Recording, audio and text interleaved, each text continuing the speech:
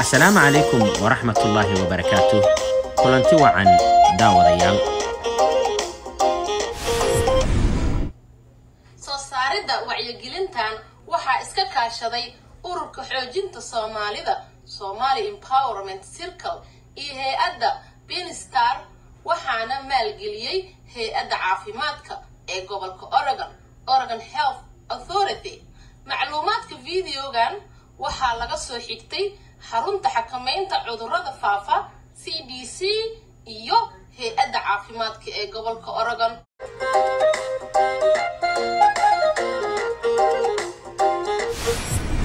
haddaba waa maxay coronavirus COVID-19 iyo astaamaha lagu garto?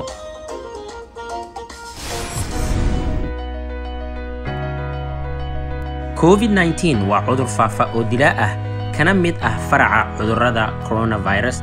sida ku cad qoraalada hay'adda CDC waxaa jiro astaamo dhowr ah oo soo ifbaxa muddo 2 ilaa 14 beri ah kadib markii uu qofka cudurka COVID-19 uu qaado. astaamahaasi oo kala ah qufac, qandho, neef qabatid, daal murqa xanuun, madax xanuun, dhadhanka iyo urka oo taga, dhuun xanuun, cabur, lalabo iyo shuban. waxaa sidoo kale jiri kara astaamo intaas ka sii dheer. haddaba taxadar oo yaree khatarta COVID-19. badso faraxalashada adigoo isticmaalaya saabuun markiiba 20 ilbiriqsi ugu yaraan.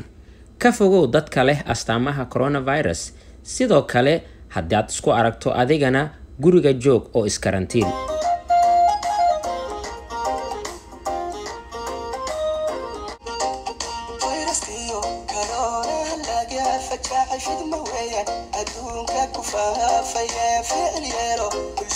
COVID-19 wuxuu halis gaar ah ku yahay dadka da'da ah, haweenka uurka leh iyo dadka qaba cudurrada soo jireenka ah.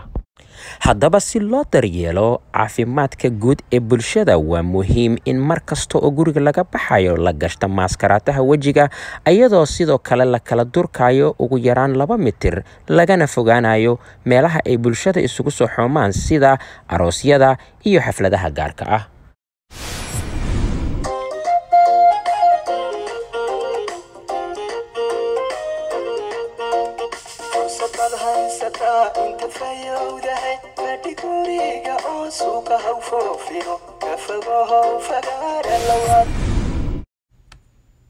macluumaad dheeri ah oo COVID-19 ku saabsan waxaad ka heli kartaa website-ka shaashada ka muuqda.